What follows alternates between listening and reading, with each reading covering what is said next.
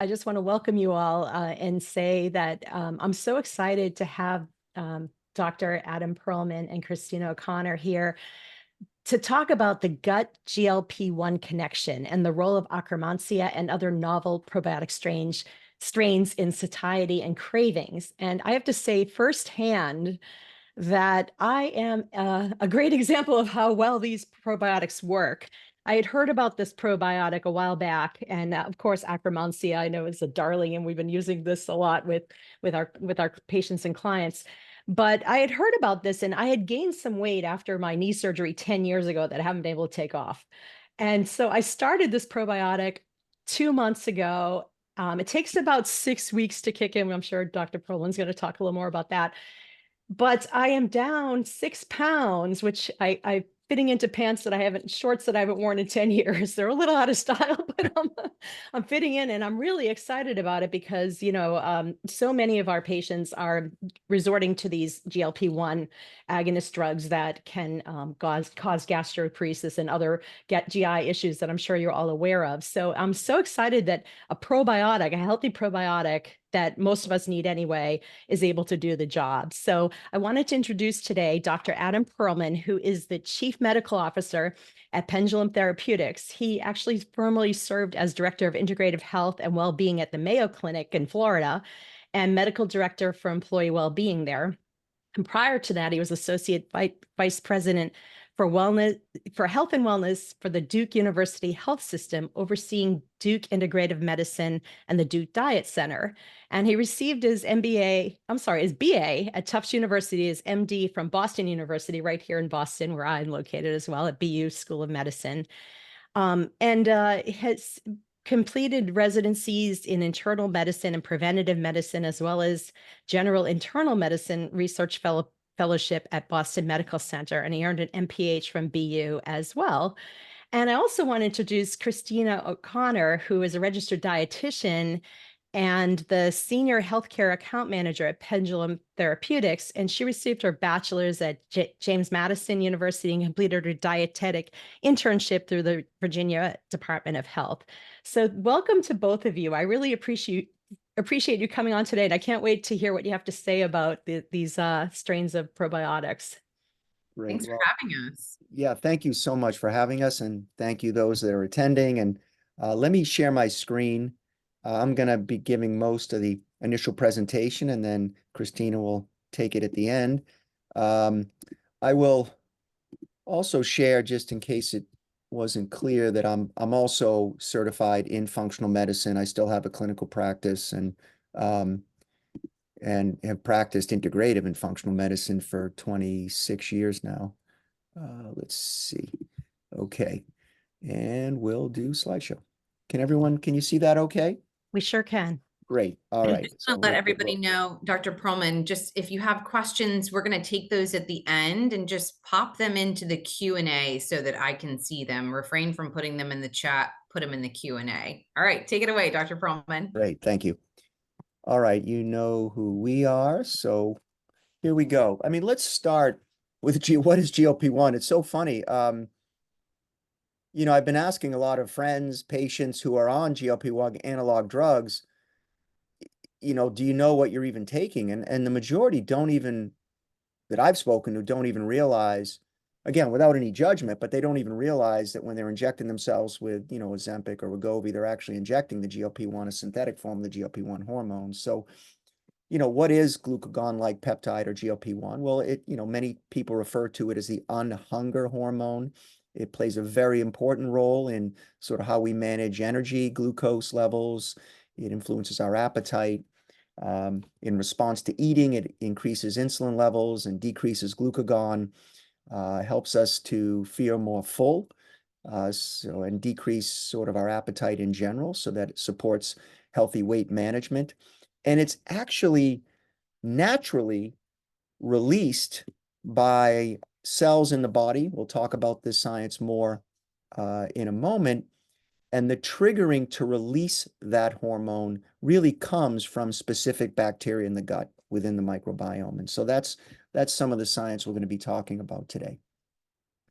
Now, what is clear, I think, to all of us, even under a rock, you probably would hear that you'd hear about these GLP-1 agonist medications. There's just so much, interest and use, and they're not going away.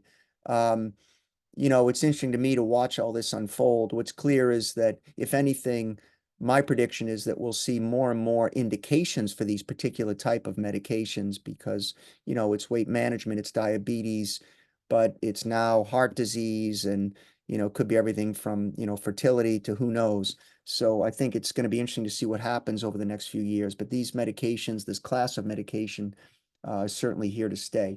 Why have they gained so much in popularity? Well, obviously, because they really help more effectively than any other drugs up until this point, help people to lose weight more effectively than any other drugs that we've had on the market. But, originally they were intended for people with type 2 diabetes, with metabolic syndrome, and metabolic issues are so prevalent in the US population. I mean, it's interesting that 1 in 3 Americans have metabolic syndrome, but I saw some evidence that the data I saw was 88% of Americans have at least one sign of metabolic dysfunction. So you may not fit the criteria for metabolic syndrome by having 3 or more of these 5 criteria that I put on the side of the slide here, with elevated glucose and blood pressure, triglycerides, HDL decreased, and then midline sort of visceral adiposity. You need at least 3 of those to meet the criteria for the diagnosis of metabolic syndrome. But that is prevalent enough in the US, but imagining that really the vast majority, almost 90%, have at least one sign of metabolic dysfunction is really a little disheartening. And of course, we know that when you have metabolic dysfunction, certainly when you have metabolic syndrome, that puts you at significant increased risk for all kinds of things, from heart disease to depression.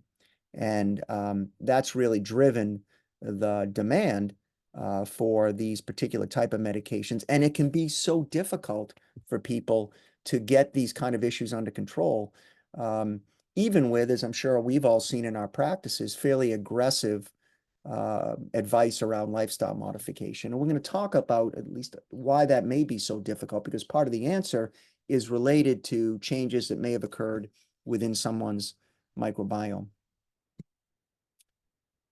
So if we said, well, we want to find ways to increase GLP-1 because it is an effective way to manage blood sugar, certainly, and metabolic dysfunction, lipids, those kind of things respond positively.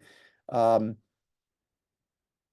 the medications, how might we naturally support the body's ability to make GLP-1? Because that's what we do, right? I mean, again, we didn't evolve requiring these medications in a synthetic form. We've evolved in a way that our bodies naturally release these hormones, or this hormone, in response really to eating a meal.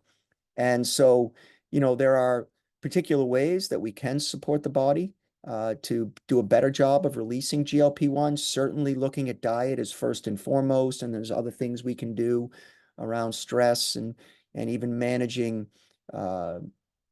how much we're sleeping and other things of that nature. But, of course, as you'll learn from this presentation, beyond diet, probably the most important thing you can do is the right type of probiotic supplementation. And that's what we're going to be diving into, that science. So let's talk a little bit more about this connection, the microbiome, and the role of this sort of GLP-1 pathway.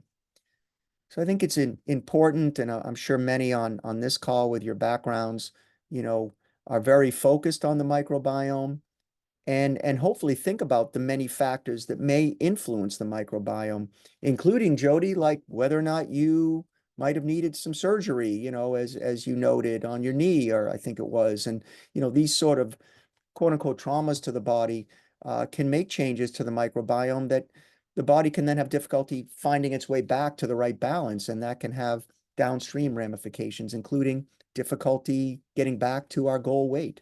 But beyond things like that, it's certainly the diet, but it's certainly drugs that we take, medications that we may take around the time of, let's say, a surgery, for example, or other events in our lives, where we live, and perhaps the microbiome in the soil, lifestyles changes, stages. So, pre-postmenopausal, we see shifts in the microbiome. Whether or not we were vaginal birth or C-section can influence the microbiome, of course. Whether or not your mother was able to breastfeed for at least 6 months. And then, of course, other aspects of lifestyle like stress and exercise and not getting enough sleep. I think what's interesting is there's also things that may be a little less obvious, certainly to the general public when they think or if they happen to have an understanding of the microbiome. Smoking, maybe that's one that you might or might not think of as influencing the microbiome. But things like running and ultra marathons, very interesting research looking at that and how people develop changes in the microbiome, leaky gut while they're doing many of these sort of long endurance sports. Alcohol, maybe no surprise. Circadian rhythms. I have to travel to the West Coast a fair amount now because the company's based on the West Coast and I'm on the East Coast. But, that can influence the microbiome. Interesting study out of Japan that a couple of months ago looked at different types of hot springs, and depending on the type of hot spring that someone tended to soak in, that influenced the microbiome. And then, of course, again, most importantly for purposes, of this presentation is probiotic supplementation.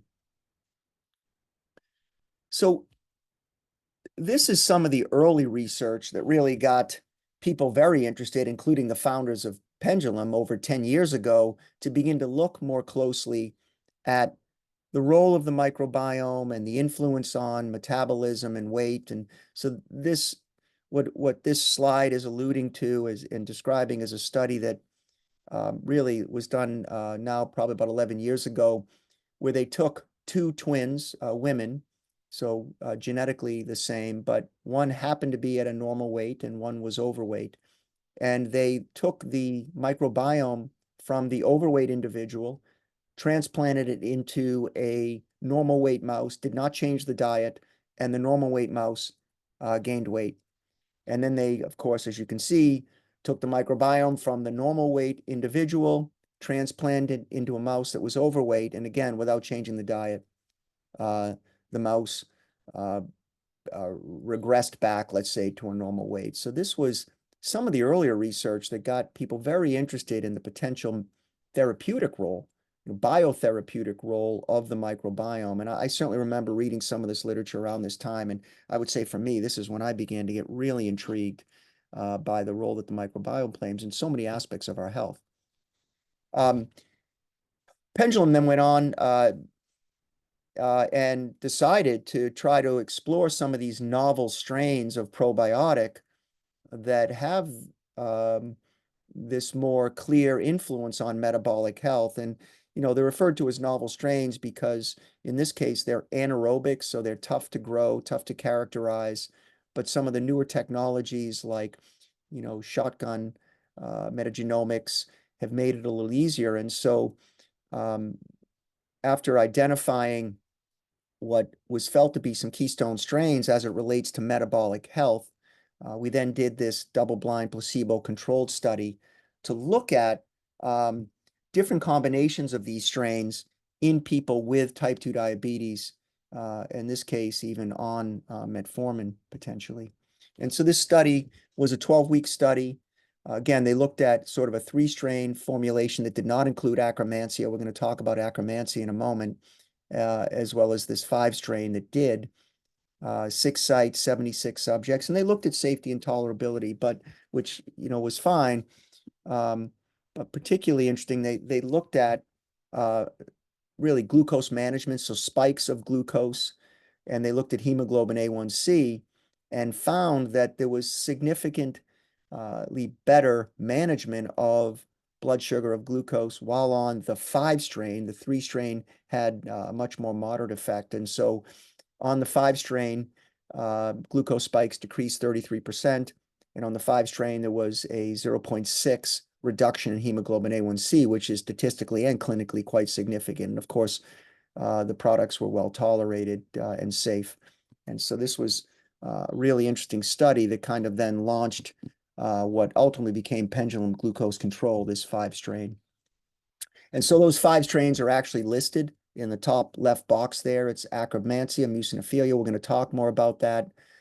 There are 3 butyrate producers, so we're going to talk about A little more detail on Clostridium butyricum specifically as an example of one of those butyrate producers, and then briefly talk about Bifidobacterium infantis, which we talk about or hear about a lot more in early life, but it is still present and has a role within the microbiome even later in life. And this slide kind of summarizes it all, showing how these 5 strains work synergistically to stimulate the release of butyrate and through other mechanisms ultimately trigger the release of GLP-1 hormone from L cells within the lining of the gut. And so we'll talk about that. There's some other interesting mechanisms in the top right corner here where specifically the Clostridium species, and in this case, Clostridium butyricum, also help to make secondary bile acids. And what's interesting, and we showed in some research here, is that it's both the binding of the butyrate receptors and the secondary bile acid, UDCA, which also has a receptor on these L cells, and they work synergistically to, again, stimulate the L cell to release GLP-1. And if that was kind of a blur, I'm going to go through it in more detail. This was sort of a high overview, so we'll dive into some more of that. This is, I have to say, this is pretty fascinating, even just in terms of, I do not have blood sugar issues. I mean, I've worn well, I guess I do with certain foods, but I don't eat those foods. And it's still, I guess, because of all the different ways that it works, still worked really well on me. So for somebody who I exercise regularly, I eat like a stellar diet, and I still had some pounds on me. And it's just amazing how well this worked. I was really impressed by it. So, we've heard this time and time again. Mhm. And, the other theme is that there are so many people like yourself that are sort of doing all the right things, and it can be so frustrating. Sometimes people feel guilty that they can't get down to their goal weight. And, the message is that it really, isn't your fault. I mean, if you're doing the right things, sometimes we need to think differently about the challenge and what might be going physiologically. And, as you're now seeing from this presentation, and I know from my own clinical practice, when in doubt, I start with the gut. And so these imbalances of the bacteria in the gut can certainly be a major contributing factor and something to always consider. Absolutely. And I take good care of my gut too, in terms of like probiotic use, et cetera. But I think that this is really, it's amazing what the combination you put together and how well it works.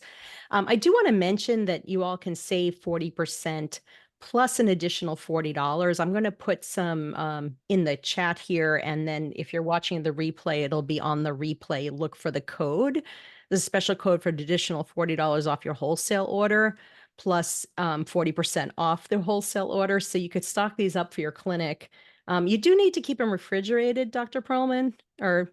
Well, really just the PGC, the pendulum glucose control. And we'll talk a little more at the end about, and Christina will maybe jump in on this too, at the end with, what specific products may be best based on what your particular goals are. But the PGC, we do recommend refrigeration. I mean, it's always, I keep mine in the fridge anyways, but, even like GLP-1 probiotic, I just keep any of my probiotics in the fridge. But for PGC, certainly the others, it's not necessarily. Okay, thanks. Yeah, great. All right, so let me keep moving here. So, what you, Jodi, were alluding to too is, you said, well, I take a probiotic. And, it's funny, and I don't know if you're in this camp, but I remember, thinking about sort of my history with probiotics and, getting a lot of questions around, does someone need to take one every day? And I always would go to, what does the evidence show? And then if I did recommend one for whatever reason, I would say, take something with at least 5 strains and with at least 30 billion units. And I don't even know where I came up with that. It's like we all just started saying that, or, you'd hear it at these conferences. And I think the new way to think about probiotics is really, should I take a probiotic? Well, what are you trying to accomplish? And what strains might be most appropriate to help you reach your goals? So, I have a family member that has a cellulitis right now. So she was put on antibiotics. Well, there's certain strains like the lactobacillus, bifidobacterium, that may be the more appropriate strains for someone who's trying to avoid, antibiotic-related diarrhea, let's say, versus someone who's trying to improve their metabolic health. And so we really want to talk now about these targeted strains that impact GLP-1. And I want to focus down really, and here's some of the science again, I want to focus down on 3 particular strains that are listed here. Akkermansia and how that works, and then we'll talk a little bit about Clostridium, and we'll talk about Bifidobacterium infantis. And those are actually the 3 strains that are in this GLP-1 probiotic. So again, these are the 3 strains. On a high level, the Akkermansia muciniphila will go into more detail, but it generates propionate, and then that gets converted to butyrate and stimulates the release of GLP-1. Clostridium butyricum makes butyrate, which stimulates GLP-1, and then Bifidobacterium infantis really supports the other strains because it's a primary fermenter, and it sort of makes fuel for other bacteria in the gut, not only Clostridium and Akkermansia, but other bacteria as well. So Akkermansia, though, specifically has been shown to be one of the major players when it comes to the release of GLP-1, and that's what this, sort of basic science slide sort of is showing, that Akkermansia in a dose-dependent way does lead to the release of GLP-1. And if we look over on the right side here on the bottom box, that's as well, it releases this P9 protein. So let's talk about the mechanism here a little bit. Okay. Again, key takeaways here. If we think about this oval-shaped blue bacteria here, gram-negative bacteria called Akkermansia, a couple of things are important to understand about its mechanism. One is that it has this hair-like protein on its surface called AMUC1100. That actually binds to toll-like receptors, specifically TLR2, and that leads to release of IL-10 and sort of immune homeostasis. So basically, that's Akkermansia influences our immune system. And that's one whole side of what it does in addition to the metabolic health component. And so there's a lot of other interesting science looking at, immune function, inflammation, what have you. And that's not what we're going to focus on today. We're going to focus a little more in the beginning of the middle of the slide, excuse me.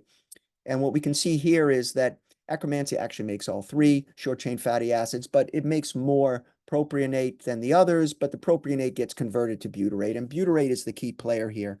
And what we see is butyrate has a number of roles in the body, but one of its key roles is it binds to these G-coupled protein receptors, 41 and 44, that sit along these L cells. So this is the lining of the gut here, right? This is the lumen, and then here is the blood, let's say. You can see my arrow. So the butyrate, in response to a meal, the Akkermansia sort of chows down on that meal as well, and that it makes short-chain fatty acids. They get converted to butyrate. The butyrate binds to these receptors on the L cells. The L cells release GLP-1. GLP-1 tells your pancreas, make some insulin because this person just ate. We want to manage their blood sugar. Tells your stomach, slow down so we can digest our food, absorb the nutrients, and feel more full, and travels up the vagus nerve to the brain and says, hey, you've eaten enough, stop eating. So that's the whole satiety side of it. Yeah, I want to mention, those of you who do stool tests, you probably notice with the GI-FX or GI map that they do measure Akkermansia, and I am seeing an epidemic of people who have below detectable limits, like it's completely wiped out. And these are the people that I'm working with that all have autoimmune diseases. I mean, it's crazy how important that mucin is, Akkermansia muciniphila. It's the mucin layer that's so critical to people's health, and a lot of people don't realize that. Great, and that's exactly where I'm going. So I'll just finish the point of it, that Akkermansia also releases this P9 protein that stimulates a different receptor. L cells make GLP-1. But to your point, Jodi, which was really important, where I was going next was, how does the lining of the gut really work? And most of us, we know a lot about this that do functional medicine, but the cells, the enterocytes sort of line up like a board. And they should be tight, those tight junctions. And we know that many things can cause those tight junctions to be not so tight. And people develop leaky gut or, increased intestinal permeability. But also there is sort of a shellac on that fence, and the shellac kind of acts like flypaper. And that's the mucin layer, and it sort of is sticky, and it also helps to not act as a barrier to things that shouldn't leak in to our circulation, because that causes a lot of problems. And so one of the things that Akkermansia muciniphilia, mucin lover, does is, like a Pac-Man, it sort of eats up old mucin, and it stimulates the body, stimulates these goblet cells to make new mucin. So it's a way to keep that shellac fresh and actually help also to, the integrity of that, of the lining of the gut, or sort of keeping that fence looking good and shiny and new. It's a very important role there. And, it's also a reason why it's so important to take a live Akkermansia. So as Akkermansia sort of gained in popularity, companies have put pasteurized products out there on the market because it's much cheaper to make than to try to make an anaerobic bacteria, can't be exposed to any oxygen, and then figure out a way to keep it alive and deliver it to the large intestine, because that's where it's doing its work. And so, there are some potential benefits to pasteurized Akkermansia. The hair-like protein is maintained even in a pasteurized product, but you lose the production of the small chain fatty acids. You lose the P9 protein production as far as we know. And of course, you lose the ability to sort of refreshen that mucin layer if you're not utilizing a live Akkermansia. I mean, technically, it's not even a probiotic, because by definition, probiotic is a live organism. So really, when you're taking any dead organism, it's really a postbiotic, but that's just to be technical. And when we look at Akkermansia, again, I've already showed you some of the research that's been done, but just to give you a more of a idea of why this particular strain is becoming so popular. Obviously, so many people struggling with metabolic dysfunction and obesity specifically. And here was a study done out of the American Gut Projects, over 10,000 participants, that really looked at this idea that the more Akkermansia you have, that was associated with a significantly lower risk of obesity. So very interesting, again, association. This particular study actually looked at individuals who were being put on a weight loss diet, but and they were obese. They were put on a weight loss diet, and subjects who were overweight but had higher Akkermansia in their gut had the healthiest metabolic status. So, their fasting blood glucose, their triglyceride levels, their body fat distribution was all significantly better than individuals of similar weight who had, lower levels of Akkermansia. So what about butyrate production and the butyrate producers? And again, I made the comment earlier that butyrate has all kinds of roles in the body, and that's true. It's a primary fuel for the enterocytes, these kind of cells that line the gut. But we're going to focus specifically on this one particular strain that produces butyrate, Clostridium butyricum, and it's been very clear that C-but does make butyrate, and that supplementation with with C-butyricum actually leads to increased secretion of GLP-1 by the L cells. Again, this is, it says here in this slide, interestingly, putatively due to the increase in butyrate production. But I think some of the more recent, when I say more recent, we're going to show you some research from February. I think it's become very clear that, that's the mechanism. Again, it wasn't in much doubt, but I think the research that's come on since this particular study, which is only from 2021, I think has only reinforced the idea that C-butyricum makes butyrate that binds to these receptors, and that's what leads to increased release of GLP-1. And C-butyricum does this in a dose-dependent way. This is just some research showing you that, and the release of the 3 different small chain fatty acids, as you can see on the right, compared to controls. So this, again, I alluded to this. This was some research that was done a little while back, published in 2022. And this was research that looked at C-but's ability not only to make butyrate, but to also play a particularly important role in converting primary bile acids to secondary bile acids, okay, to UDCA in this case.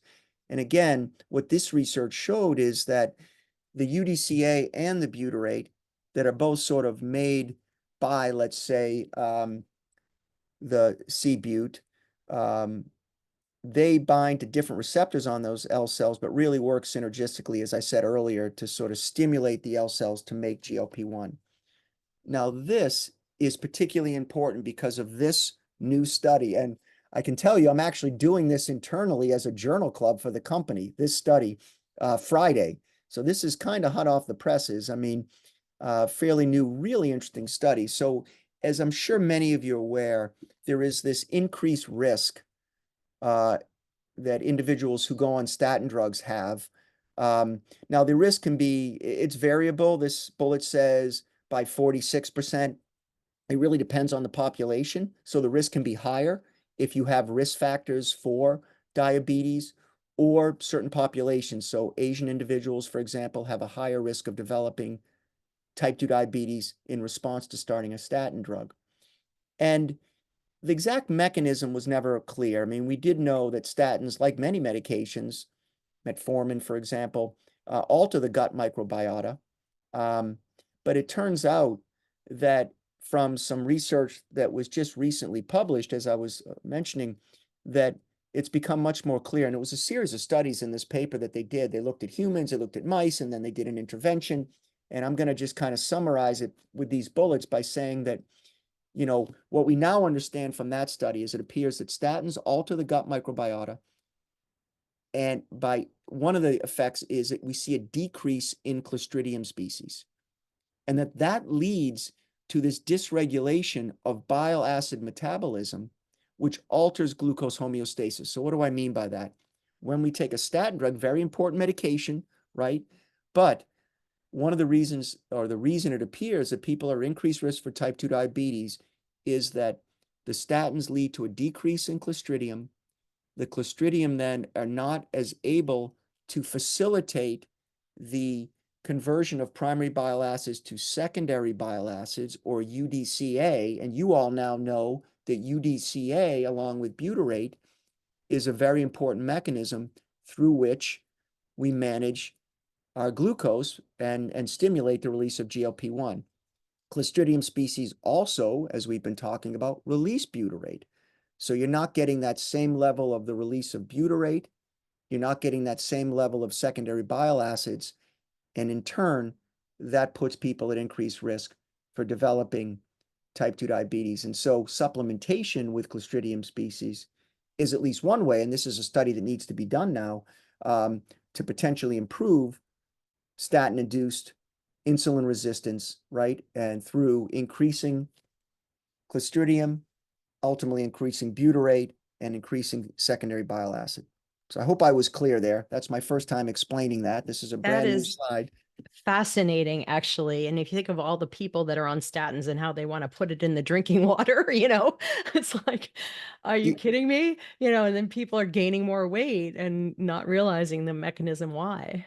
Well, it is so fascinating, and it's so important when we think about what we do in more of a functional, integrative, you know, approach to care where, you know, okay, the end stage manifestation is type 2 diabetes. We can give you a medicine for that. But if we can think about this from the perspective of the biological systems, what might we do to get the biological systems to be able to work the way they were intended to? And in this case, it's supplementation with a probiotic. Just like if someone is getting muscle aches and fatigue from the statins, you might try CoQ10 because statins also diminish the body's level of CoQ10. So really interesting when we begin to understand the science and how to be able to work with our patients at this level.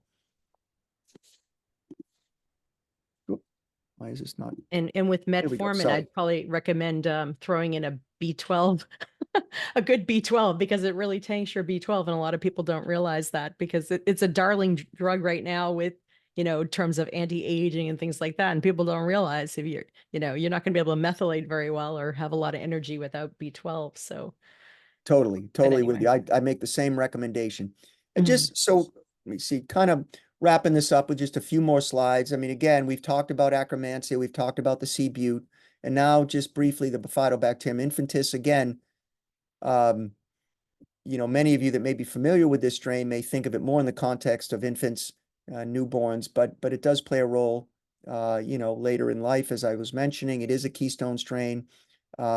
as it relates to infants' guts and the immune system, but it is a primary fermenter. So it makes these fuels for the other bacteria. It produces these small chain fatty acids, in particular acetate and lactate, and other bacteria use that as fuel. They convert it into butyrate and utilize it and other for their particular functions.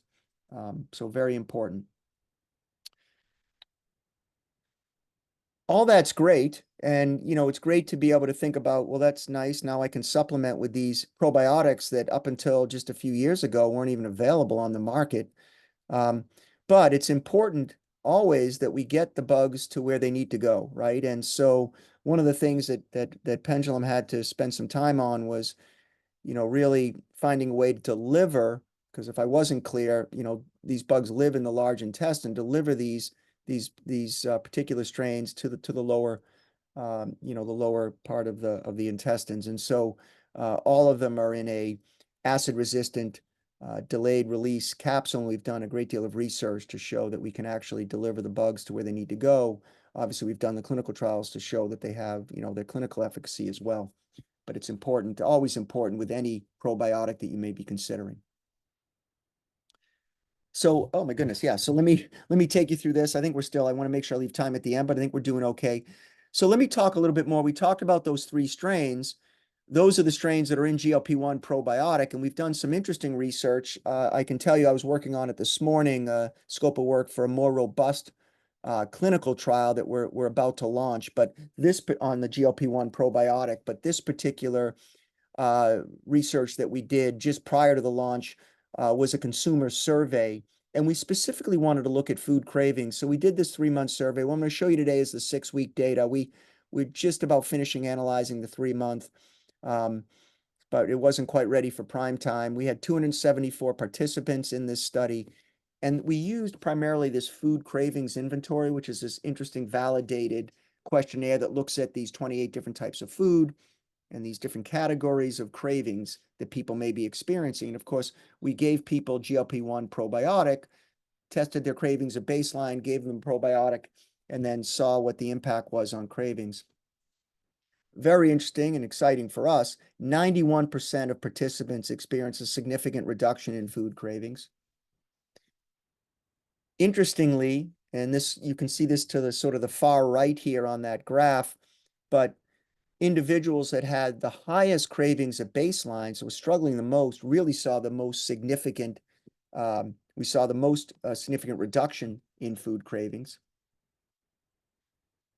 And we saw significant reductions within all 4 areas. So this inventory, this questionnaire, interestingly looks at cravings for sweets, cravings for carbohydrates and starches, cravings for food fats, so that might be like a piece of pizza or something, and then cravings for high-fat foods, that might be bacon, obviously some overlap. But in all of those areas, as you can see here, significant number of participants noted meaningful reduction in food cravings. And I can tell you, kind of hot off the presses, I don't have a slide for it, but what we saw at 3 months, I just know the preliminary data was 93%, went from 91 to 93% of participants at 3 months saw a reduction in cravings.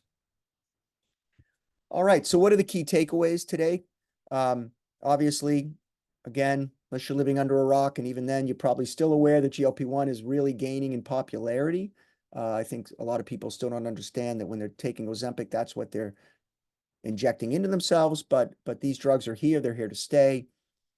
Naturally, the microbiome plays a very critical role in GLP-1 regulation, and that happens through very targeted strains that signal the release, the body to release GLP-1.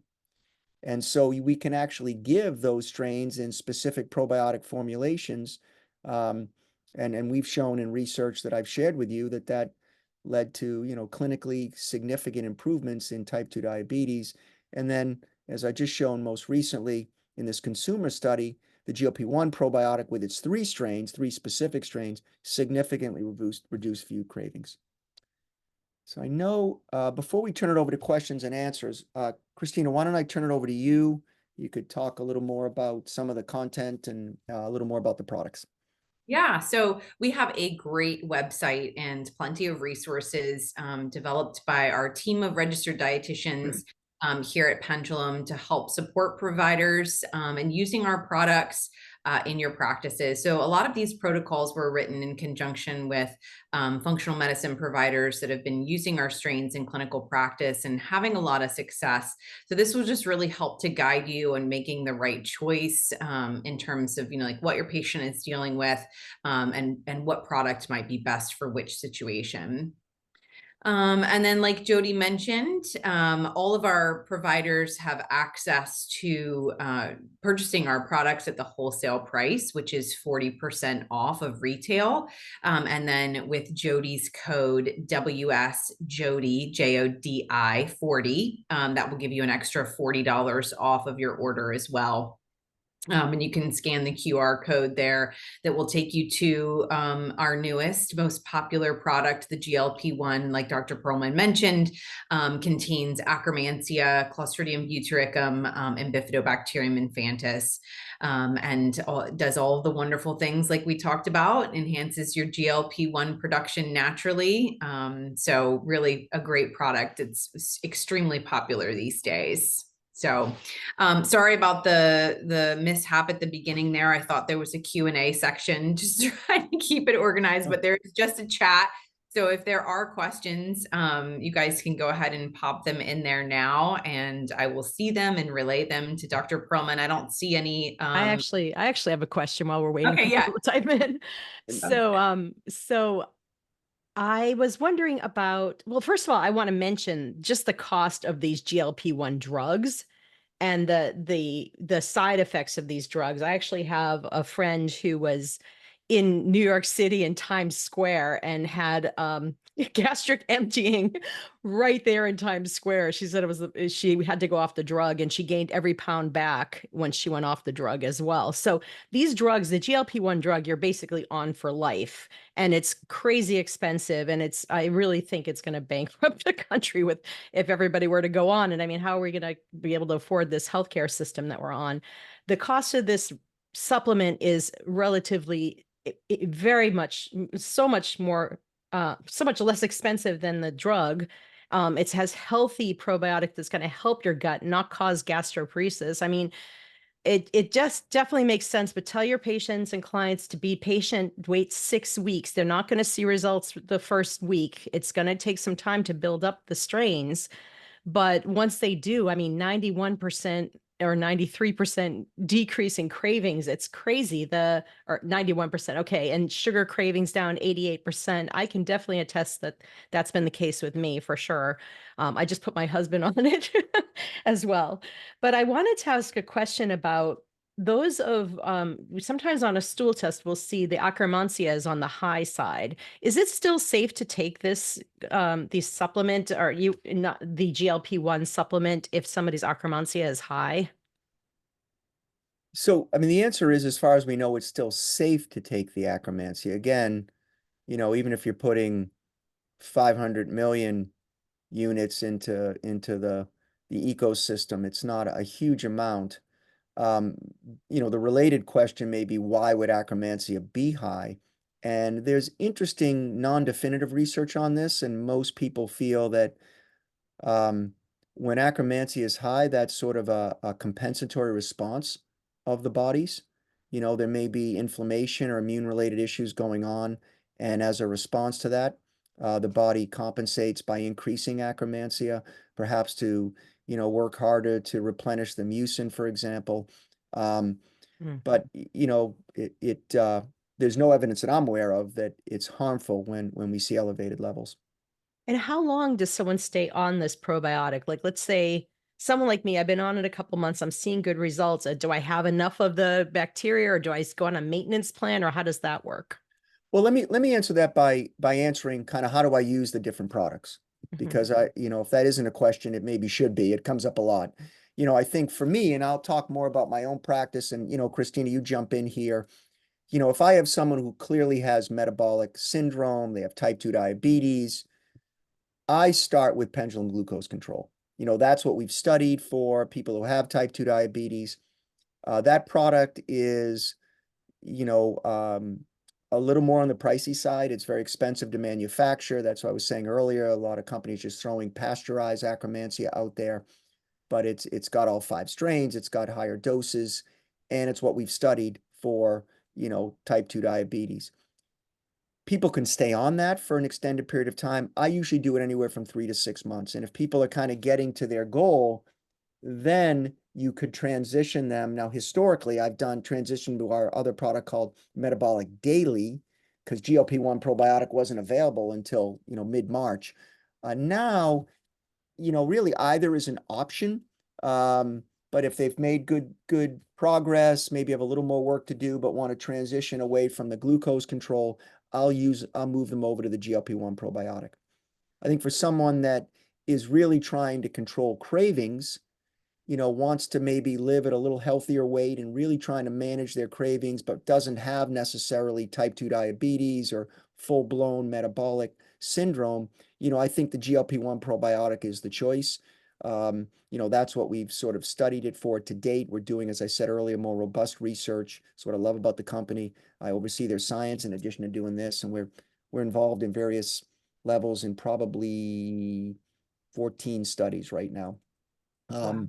And then I think the Metabolic Daily, if you're trying to maintain metabolic health, if you're otherwise pretty healthy, like what about a good daily multi? I think that's a good one.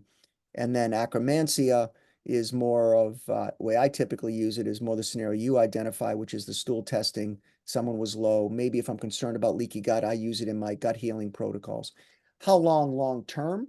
I think, I take GLP-1 probiotic right now. I take it because I want to maintain my metabolic health. I think Metabolic Daily would be a good option for that as well. And I plan to stay on it, but I think there's justification for staying on it as a part of an overall approach to, health and longevity. I don't know, Christine, if you want to add anything in there, clarify. Yeah, I think maybe you want to share a little bit about what we found in the glucose control study about how after the washout period, 80% of the study participants no longer had any of the strains, but 20% of them did. So I think that's we don't know why that was, but we do know that things like polyphenols feed the Akkermansia, and fiber feeds the butyrate producers. So we do a lot of diet education here for consumers and providers to help support your patients in creating that diet that supports a healthy gut microbiome, so that the strains do have the best chance of sticking around. Well, you brought up, I'm sorry, just to go one more, here, because you brought up a great point that I really talk about, which is polyphenols. And, we have a polyphenol product. It has 3 different polyphenols in there. That came after we did research to look at which particular types of polyphenols supported our strains best. But polyphenols in general are very supportive to the microbiome, and really interesting mechanisms there as well. So, for the person that wants to support, the products, sometimes we get asked, well, should I take 2 different products? And my answer is the only 2 necessarily you would take together would be any of our probiotics with the polyphenol product. Of course, want to get good polyphenols in your diet. That hopefully goes without saying. But if you wanted, or your patient wanted to supplement, then it's really that polyphenol product that they could supplement any of our other probiotics with. That's called polyphenol booster for those of you interested. Can they mix and match if they're buying a dozen bottles can they mix and match what they're buying? Yes, absolutely. Oh, great. So you could buy a few of each and have them on hand for your patients, guys. We have some questions. So Karen's wondering, her husband is on Trulicity, insulin, and metformin. Can he take this in hopes that he can decrease his insulin? The answer is yes. Is he type 1 or type 2, Karen? Yeah, go ahead, Dr. Perlman. Sorry to interrupt. Well, the answer is yes. Again, that's a great question, because I always like to try to answer these based on the science and really clinical trials. So the closest we have is type 2 diabetics who are on metformin, and we saw improvements. Yeah, he's type 2. Yeah, so the answer is yes. And then it's really about, working with your healthcare provider, monitoring your blood sugars, and hopefully being able to wean down on your medications. But that's really between you and your healthcare provider. But certainly they can be taken, the scenario that you bring up there, it's fine to take. In that case, I'd recommend glucose control, although GLP-1 probiotic would certainly be an option. Yeah, I'm sure you'll be able to just watch his blood sugar because it'll probably come down sooner than you think, and he may need less insulin. I mean, I've definitely had people reverse type 2 diabetes in my practice, dozens and dozens of times. So this can just be a great tool in helping them to do that. But just really keep an eye on that blood sugar because it can drop, and you do want to make sure you adjust the insulin or the metformin accordingly. My friend Dr. Sherry Tess wants to know, can someone already on a GLP-1 med safely take these probiotics? Again, the answer is yes, as far as we know. I mean, again, we know from anecdotal evidence that many people who are on the GLP-1 analogs are also taking our probiotics. We haven't studied it for that purpose, and we have no particular, claim related to that. But if you're asking from a safety and tolerability perspective, I guess I should say technically we haven't studied it, but we do know that anecdotally people are utilizing it that way. Okay, great. And Lisa wants to know, I have a client using GLP-1 Pro. Is the formula the same as the one you are showing now? I may have missed your description, same quote ingredients, unquote, just different packaging. GLP-1 Pro is available, I think, on Fullscript, or is that a little different, or is it the same ingredients? Christine, I'll give you that one. I'll give you. Yeah, sure, absolutely. So we do have a professional line of products that is available exclusively on Fullscript. And the professional line of products comes in these really nice desiccant lined bottles.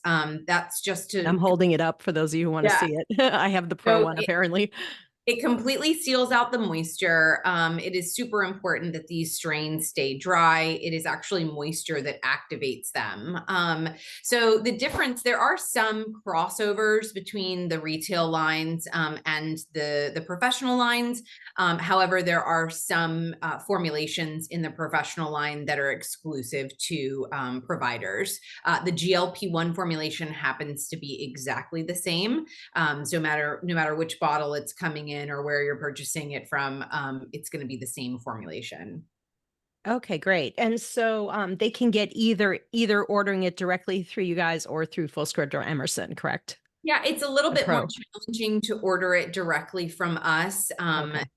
I say that you just need to get in touch with me because I can help to do that. But we are exclusively selling the professional line at the moment on Fullscript. Okay, great. And Lori wants to know, is this product helpful in a SIBO situation? I was going to give the short answer of no, but that's not really the way to answer it. I mean, I think, what I found in my practice is that, in fact, I always listen for it. I mean, if someone comes in and they're having GI issues and they tell me they've tried a probiotic and it makes symptoms worse, to me, that's the first thing I think about is SIBO. And I have found, again, in my practice, that you need to cut down on the excessive growth before you re-inoculate. And so I wouldn't necessarily recommend, and certainly we haven't studied it in patients with SIBO, but even just clinically based on my experience, I wouldn't just give the probiotic to someone who has SIBO. I would treat the SIBO first, and then as a part of a protocol to restore the right balance to that ecosystem, once we've sort of cut down on the excessive growth, then I think it's a reasonable consideration. Although, again, it's not something that we've specifically studied. Okay, great. Thanks. Yeah, I would agree with that. I would address the SIBO. There's definitely some great products out there that can do just that, and then re-inoculate with this kind of thing. Okay, and then Karen says he has a CGM, so her husband. So yeah, that'll be really helpful to have. So no other questions here, but I'm just wondering, we have a few minutes left. Maybe you could answer also about what dietary interventions, beside from the polyphenols, can we recommend to patients to support the colonization of strains inside the GLP-1 probiotic? Is there anything besides the polyphenols or anything else you'd recommend? It's interesting that you say that. They're asking about diet. There was a study I was just looking at this morning, so that's how hot off the presses it came out on today.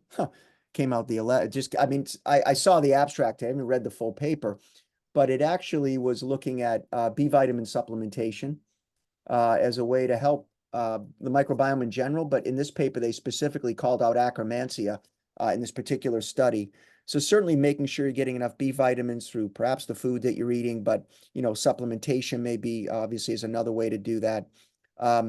Maybe I'll let Christina, do you want to jump in? I mean, I always have my opinions, but as an RD, maybe with your thoughts on diet as well. Yeah, I mean, just kind of reiterating the polyphenols to support Akkermansia. I mean, you can naturally increase your Akkermansia levels if you have Akkermansia using polyphenols. And then the butyrate producers, that are in our products and then, in the GI tract need fiber. I mean, that's just part of what they do. So they are, the result of the fiber fermentation process is short chain fatty acid production. So to support a healthy gut microbiome, polyphenols and fiber. That's what we're singing over here. Yeah. Wonderful. I also think eating protein, ample amounts of protein can definitely help in terms of weight loss and blood sugar issues too. A lot of people don't get enough protein. I've seen a lot of vegetarians that have crazy high blood sugar levels just because they're not getting enough protein. They're eating more like carbitarian diet. So that can certainly help too. Abby is saying the promo code is not active. She says it's not valid yet. I'm wondering if you guys could help her out with that. I was just checking that because I saw that message. It is active. I'm looking at it at the moment, but it's important to note that it only works on wholesale orders. So you have to be logged in as a healthcare provider to see that discounted pricing. And then it requires a 12 bottle minimum. So if you're trying to use that code on memberships or single bottles, it will not work. It's strictly for providers. So everyone on here is a provider, but I think if you have to do 12 bottle minimum. So you can mix and match which bottles you want. Or if you're just looking to buy one, they can get the wholesale cost if they just want to try a bottle or two, correct? Or on full script. Yes. On full script. Okay. So your best bet is do what I did and buy it on full script if you're just trying one. I don't have a brick and mortar, so it doesn't make sense for me to stock them. I know a lot of you work virtually as well. So you could just use it through full script that way. But I want to thank you both so much. This has been so informative. Do you want to unshare? Yeah, I'll stop sharing there. That's great. Yeah. So this has been absolutely wonderful and so informative. And I'm so impressed with this. I actually would love to do a group program for people with blood sugar issues. A lot of people have no idea, or they're maybe pre-diabetic or somewhere in that range, or even a weight loss group. This can be such a great tool, and all the entire line can be a huge tool for if you're thinking of offering a group in your practice for diabetics. Get the glucose control, get them all on it, have them progress to something less, that maybe a little less potent that they need. But you can use this as a tool in your practice. I can't imagine almost all your patients might be a candidate for this kind of thing. There's so many people that are overweight with metabolic syndrome, cardiovascular disease, even cancer is as a metabolic disease. If they're having blood sugar issues and their fasting insulin is over 7, or their A1C is over 5.2, they are definitely a candidate for this kind of thing. Or just if they have some weight to lose and they're frustrated like me. I'm turning 60 this year, and I was really doing everything I thought I could to take off the weight, and it wasn't moving. And I can't believe the success I've had. So my husband's like, I'm going on that. So anyway, I wish you all a great day. Thank you again so much, Dr. Perlman and Christina. You guys have been wonderful. We really appreciate it. Oh, thank you for having us. This was great. And thank you everyone who attended. I think they want the slides too. I don't know if you can get Jewel the deck, and we will put it in the replay when we send it out. Those of you who are not on the email list, go to jodifranklin.com and look at the professional links, and you can get on our email list there, so you can always get the replay sent. All right, you guys, take care. Thanks a lot. Thanks, everyone. Bye-bye. Thank you.